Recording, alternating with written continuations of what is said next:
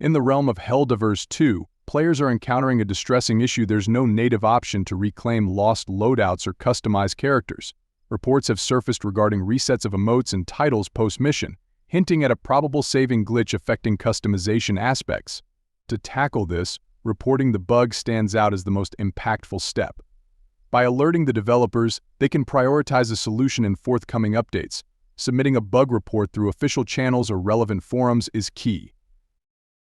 Meanwhile, in loadout management, while direct recovery isn't feasible, creating and storing multiple loadouts serves as a backup plan.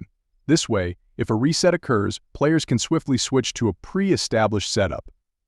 Additionally, exploring the possibility of manual saves during missions, if available, is advisable.